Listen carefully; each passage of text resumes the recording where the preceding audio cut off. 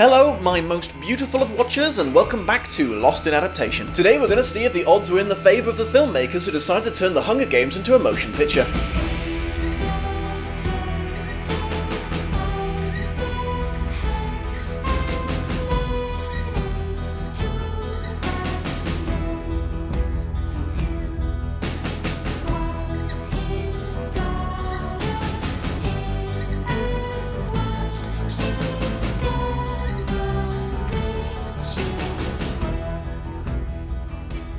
This is a bit of an odd one for me, beautiful watchers, because my feelings towards the Hunger Games have changed drastically over time. I should probably forewarn you that my own personal experiences will be playing a bigger part in this episode than usual. I should also warn you in advance that as of the making of this video, by design I have only read the first book and seen the first film. The advantage of this is it allows me to just concentrate on the events of this particular story without being influenced by sequel info. The downside is, if the book retcons something later and the film just justifiably wanted to avoid the plot hole, I won't know about it until too late. Time will tell if this technique is better or worse in the long run. The Hunger Games was authored by a lovely lady by the name of Suzanne Collins, who had already written a hit series of books called The Underland Chronicles, and as it turns out, had quite a lot of experience writing for television as well. The first of the three books came out in 2009 and was mostly well received, being praised for its clever parables to the blood sports of the Roman era. Ancient Rome. Proof that just because you're the most advanced and civilized society of your time doesn't mean you can't be gore-hungry sadists with no respect for human life. It was adapted into a film in 2012, and again was reasonably well received. In general.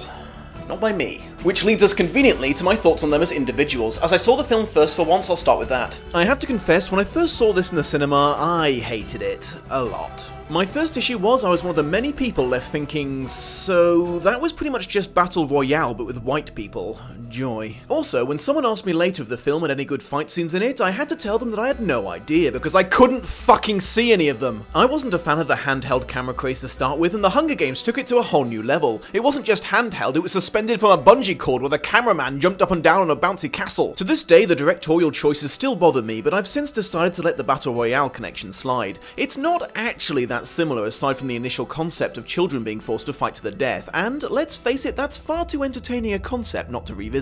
In fact, on my more recent second viewing, I found I not only wasn't hating the film, I was actively enjoying the bloody thing. However, that might have been because this time, I'd read the book. My thoughts on that subject being, in hindsight it should have been obvious I was going to like the book way more, as one of the few things I liked about the film the first time around was the story, but I was just so put off by it I didn't want anything to do with anything Hunger Games related, and I had plenty of other things to read. This is not one of those times where I'm perplexed about how a book got so runaway crazy popular. This one deserves its attention. It is, in my opinion, a real pleasure to read and a clever creative story. Let's see how much of it they stuck to. It's actually pretty damn impressive how close they kept to the original story. Impressive, but not surprising because hello book author writing the screenplay, always a good sign. I'll give you a run through of the parts of the plot they didn't change. Spoiler warning, it's pretty much the whole plot. In a somewhat dystopian future, most of the world has been wiped out by a series of natural disasters and the inevitable fighting over the remaining resources. In what used to be North America, now renamed Panem, only 13 spots remain inhabited. They are the districts numbered 1 through 12 and the last remaining futuristic city known only as the capital, which rules over them. It takes most of the food and resources for itself, keeping them constantly on the point of starvation. 70 years prior to the start of the book, the districts had risen up and tried to rebel against the capital, unfortunately failing to overcome their superior technology and organized military. In punishment for their actions, the capital decreed that every year each district would have to randomly select a boy and a girl between the ages of 12 and 18 to be named tributes and taken to a huge outdoor arena and be forced to fight each other to the death in an event named the Hunger Games. Over the next 7 decades, the public of the capital apparently forgot that the Hunger Games were primarily intended to demoralize and punish the districts and started treating it as a massive sporting event / reality TV show. Enter the story's hero, Katniss Everdeen, a resident of District 12 who spends her days illegally hunting in the wild woods around her district with her friend Gale. On the 74th annual Hunger Games, her little sister is selected against all the odds and she volunteers to take her place as an act of love. The boy selected to go with her is a baker's son named Peter who, as it turns out, is secretly in love with her, info he reveals much to her annoyance in the pre-game interviews. They're assigned a mentor to train them, Hamish, District 12's currently only living winner of the Hunger Games. At first he's not as useful as they hoped, as he's a drunk and a bit of a jackass, but he eventually pulls his finger out and explains to them that one of the most important things to survive in the games is making some of the richer residents of the capital like you enough that they will pay the extreme prices needed to airdrop food and supplies to them once they're in the games. Katniss turns out to be a surprise hit due to her badass bow skills and her in-your-face attitude. She's also helped by a man named Cinna who designs her an outfit to wear in the opening ceremonies that simulates burning flame, earning her the nickname the Girl on Fire. Once the games start, a bunch of the nastier tributes team up to kill all the others. Katniss tries to avoid them by putting some distance between them, but the game masters shepherd her back towards them using a shit ton of fire, injuring her in the process. She takes cover in a tree, and with the help of an airdrop of burn healing medicine and a hint from another tribute, she gets the drop on her pursuers by literally dropping a genetically enhanced wasp nest on them. Armed now with her favorite weapon, she teams up with her helper and manages to destroy the game's main food supply, giving her and her elite survival skills the edge from now on. Unfortunately, her adorable sidekick gets killed in the process. The game masters then announce that it's okay for her to team up with Peter, because just this once they can both be declared the victor. She tracks him down only to discover that he is grievously wounded and needs medicine to avoid imminent death. As the audience seems to have reacted well to the idea that these two were star-crossed lovers, she plays along. This encourages the game masters to give her a chance to save him as long as she's willing to scrap the other tributes to do it. She succeeds and they officially team up. Shortly later, the surviving tributes are all herded together at the starting point by a bunch of freaky dog-like creatures. After escaping and finishing off the last remaining tribute, the duo are disheartened to hear that the game masters were only fucking with them when they said they could both win and now expect one of them to kill the other. Realizing a possible way out, Katniss suggests a joint suicide instead, forcing the captors to honor the original rule change or be robbed of their needed victor.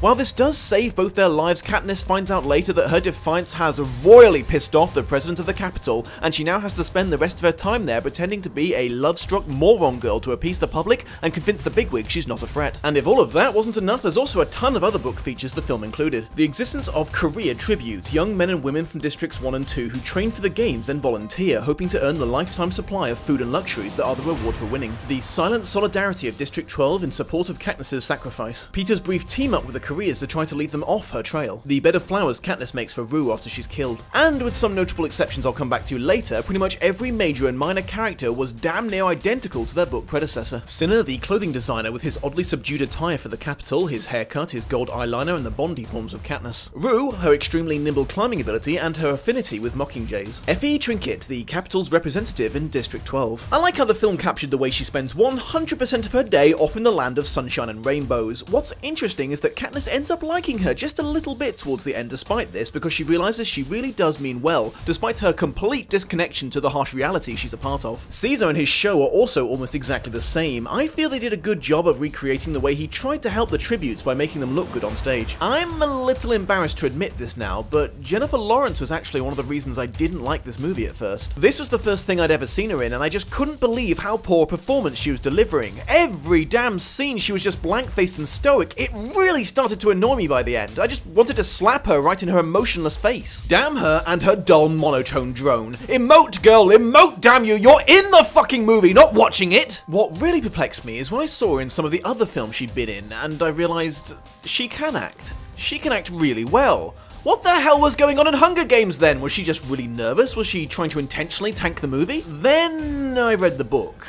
After that, I had to fight the urge to write her a heartfelt letter of apology for thinking these things. Jennifer wasn't acting badly, not through lack of talent or on purpose. She was delivering the most accurate performance of Katniss Everdeen that anyone could ever have hoped for. Katniss had trained herself over many years of dealing with heartbreak to never show her feelings on her face no matter how strong they were, and she was a naturally reclusive person who hated talking in public and was completely out of her depth trying to be charismatic. Might I request, beautiful watchers, that you don't judge 2012 The Dom too harshly. Not only was he really fat and failing his second year at university, he was also not technically wrong to feel that the movie could have been improved by a lead that seemed invested in her own struggle, even if his anger was misdirected towards the actress. This is a classic case of the adaptation, loyalty versus improvement conundrum, and I suspect we must all choose for ourselves which choice we would have preferred. There's quite a few other things I don't have time to go into. Suffice to say, the film followed in the book's footsteps pretty damn closely.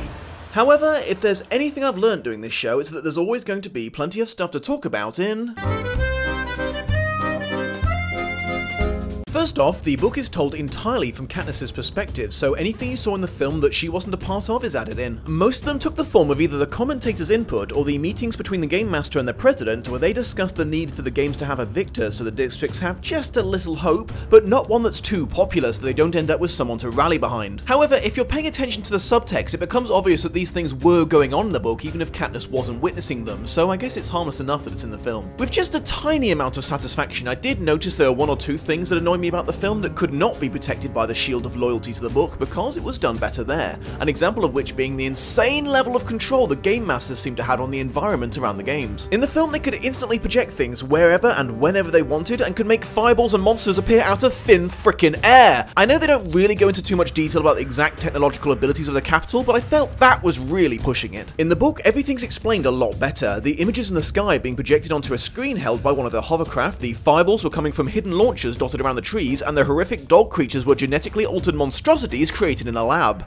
More on them later. Another film-only annoyance is those stupid plastic flights on the arrows. Synthetic flights I'm fine with, but those were just dumb. In the book, the Mockingjay pin given to Katniss was a gift from the mayor's daughter rather than an old lady in a shop, but I guess that doesn't really make a difference, and it saved them the trouble of introducing an otherwise pretty much superfluous character. The pretend fire only really made an appearance on the chariot ride. All of Katniss's subsequent outfits merely suggested fire with subtle reflections and colours. In the book, the backstories of Peter saving Katniss from starvation, her father being killed in a mining explosion, and her mother becoming comatose as a result are pretty much just plot dumped right at the start of the story. I actually really like the way the film worked these things into wordless flashbacks, more evenly spaced throughout the story. In the book, when Katniss finds out she and Peter could both potentially survive, she screams out his name without thinking. This is one of the earliest exterior signs that she's lying to herself about not having feelings towards him, which helps with her love-struck ruse at the end. In the film, she just sort of says it, which I think misses the point. At the end of the games in the film, Katniss mercy kills Cato pretty much straight away after he falls into the pack of dog monsters. In the book, this doesn't occur to her until it's too late. After Cato goes down fighting, the dogs drag him into the mouth of the cornucopia, and Katniss and Peter have to spend the entire night trying not to freeze or bleed to death on top while he's slowly torn apart for hours. The next morning, Katniss manages to lean over the edge and take the shot, but damn, I bet she wished she thought of that sooner. Poor Peter's given a bit of a downgrade in the film. The parts where he's supposed to be incredibly funny and charismatic seem a little awkward instead, and they don't make it clear that he received his sword wound because even though he was tripping out on Tracker-Jack of Venom, he stayed behind to fight Cato so Katniss could escape. There's also things like them keeping Katniss stabbing the knife between Hamish's fingers, but cutting out Peter knocking the booze from his hand first and shrugging off the punch he takes in the face as a reward. On top of that, in the book, regardless of his extreme illness, he's so determined not to let Katniss risk her life for him, she has to drug him into unconsciousness. Book Peter was smarter, funnier, bigger, stronger, more heroic, and generally just more likable. His film version isn't bad as such, but it was just harder to root for him. The biggest and possibly most upsetting change in regards to him starts with the medicine the game masters provide. It's magic healing cream in the film that pretty much restores him to factory settings. In the book, it's just a hypodermic syringe full of anti-infection drugs to counteract the gangrene in his leg. The big-ass slash remains, and to make matters worse, he's wounded again by the freaky mutts on the same leg, so after the games, even the advanced medicine of the capital couldn't save it. Katniss finds out in a post-game interview that he has a prosthetic limb now. Hard luck, old boy. Seneca Crane and his insane beard is the only character they embellish to the point that he's pretty much a film-only creation. He's not mentioned at all in the first novel, and my research revealed he only had a passing posthumous mention in the sequels. He's not a bad addition though, as it gives a face to Katniss's tormentors throughout the games, and the symbolic berry execution at the end was a clever bookend to the film. It's interesting that they still refer to the red-headed girl by her book nickname of Foxface as... well, I don't know, unless we've got very different ideas of what foxes look like. Thresh is even bigger and more stoic in the book. His only interaction with Katniss, where he spares her because she tried to help Rue, is good, but he does kill Glimmer by bashing her head in with a rock in the book rather than throwing her against the wall. His own death is something that really annoyed me in the film. In the book, it's implied that Cato finally tracked him down and killed him. In the film, he's the first victim of the dog monsters. The issue with this is that it makes the game masters seem like fucking idiots. They clearly had complete control over where these monsters pop up and what they do, and President Snow had made it very clear that he did not want Katniss to win, so why didn't they send the dogs off to her first and make the final showdown between Cato and Thresh, the two biggest and arguably deadliest of the combatants? They still would have had their star-crossed lovers story, it just would have had a tragic ending and Snow would have been happy. Clove is yet another person who was much bigger in the books. She was still fast and good with knives, but she was also tall and muscular. Was I really the only person that was bothered by the film trying to make this itty-bitty thing intimidating? I wasn't 100% pleased with the film's take on the career tributes. I mean, they got the concept, their actions, and the order they died in fine, but I can't help but feel it was a mistake to make them such arseholes. Don't get me wrong, they weren't nice people, and it's hard to show a group of cold-blooded killers in a good light, but there's little to no indication in the book that they were enjoying it quite so much. They certainly didn't run around laughing and joking and doing mean impressions of their victims. It kind of made them seem more like frat boy bullies than genuine opponents, I don't know. So, plenty of minor changes, but nothing too drastic. Let's see if the film missed out on any little book gems. The book is kind enough to provide us with a little bit more history and even a little geography on Panem, the country formerly known as North America. The book also foreshadows the supposedly destroyed 13th District, allegedly wiped out during the failed rebellion 70 years before. I gleaned from the trailers they might be important later. They also take the time to explain what the Smegma Mockingjay is in the book. They're the descendants of genetically engineered birds named Jabberjays that were used by the capital and the rebellion to spy on the districts. After the war, the Jabberjays mated with mockingbirds, resulting in a species of bird that could no longer mimic human speech, but could instantly pick up on any tune it hears. One very interesting thing from the book left out of the film is the young, nameless, red-headed servant girl Katniss meets in the capital. She is apparently a victim of their justice system that punishes treason by cutting out someone's tongue and forcing them into slavery. Katniss doesn't recognize her at first, but then realizes they've met before. She saw her and a boy running through the woods near her district trying to escape the capital. They don't get very far as a hover ship soon catches up to them. They drag her aboard using a net and harpoon the poor boy through the chest. Katniss is overwhelmed by her sense of guilt for not helping. They skip over Katniss's initial struggle to find water in the early stages of the game. She almost dies of dehydration on multiple occasions, but I guess that wouldn't be too exciting to watch, so she finds water pretty much instantly in the film. In the book, when a tribute is killed, a hovercraft would turn up slightly later to grab the body with a big shovel device. Apparently they brought in this tradition after some of the tributes resorted to cannibalism in former games. The film apparently decided to leave out Katniss losing the ability to hear in one of her ears after the landmine explosion. It's a major hindrance to her for the rest of the games, but fortunately it was fixable by the capital doctors afterwards. They also omitted the parachute delivery of bread she gets right after Rue dies. She realizes it must be a gift from the people of District 11, originally intended for Rue, but they had apparently decided to send it anyway as thanks for trying to look after her. Kind of a minor point I know, but it weirded me out to read that Hamish had to really kick up a fuss after the games to stop the game masters from giving Katniss breast augmentations while she was unconscious, recovering from her wounds. I guess it was just the thing that really stuck with me as an example of how these people saw her as nothing more than their plaything. Okay, you remember I mentioned the dogs before? As weird and off-putting as they were in the film, they have nothing on the creatures in the book. Apparently the game masters decided they wanted to make them psychologically damaging as well as physically dangerous, so they genetically altered the creatures to look like all the tributes that had been killed so far. There was a Thresh dog, a Rue dog, a Glimmer dog. As you can imagine, coming face to face with a reincarnated canine version of someone you just killed or failed to save kinda scrambled the brains of everyone who saw them. As is the way of all films, besides Dune, you don't get to hear Katniss's inner thoughts. For the most part, this is a shame because, as I said, most of the interesting stuff about her went on in her head, not on her face or in her actions. But there is one plus side to this, namely we're spared her incredibly frustrating naivete when it comes to men. A few examples include when Gale brings up the subject of them running away together and having children, she still insists there's no romance between them. Then all the way through the game, she assumes that Peter's increasingly selfless, suicidal acts to protect her are just part of his super commitment to their fake lovers theme. Then when Hamish straight up tells her that he doesn't need to tell Peter to pretend to be in love because he's already there, she just wonders what he means by that. It gets a little tiresome by the end. In relation to this, they don't show Peter getting his heart ripped out on the train ride home when he finds out she was just acting, or at least partially acting. You have my sympathies, young man. Thinking the girl you're in love with is finally feeling the same way, then finding out she was just doing it for the cameras must be an extra special kind of horrible. The Dom's final thoughts. So yeah, pretty damn good adaptation. Not to downplay the achievements of the rest of the cast and crew, but I'm inclined to attribute this success to Suzanne in particular. Her invested interest in doing justice to her book helped keep the film loyal, and her proven talent as both a novel and screenplay writer made sure it was done well. It's at times like these that I wonder why more authors don't get involved in their books' adaptations. Then I remember Maximum Overdrive as a thing, and it kinda takes the fun out of that idea. Anyways, I think here it worked well. Or at least, right now I think it did. It's a distinct possibility that my instant like for the book was overpowering enough, my feelings for it bled over into my feelings for the film and rose those up with it. It's not out of the realms of possibility that if I were to watch this film again in a couple of months, I may have gone back to hating it. I swear sometimes I need a psychologist to help me understand my own opinion on things. Anyways, happy Hunger Games, beautiful watchers, see you soon.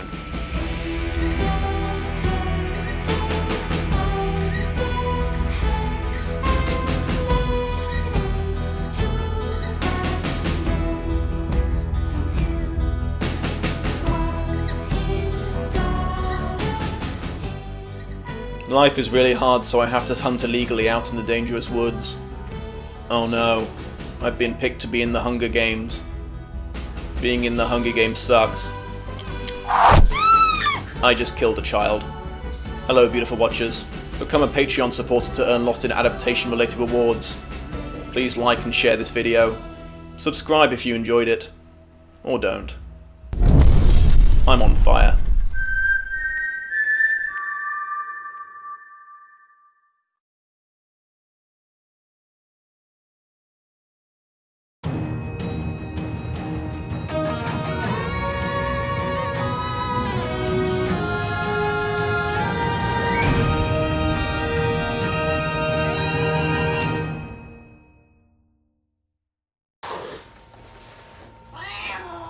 I'll still cook you.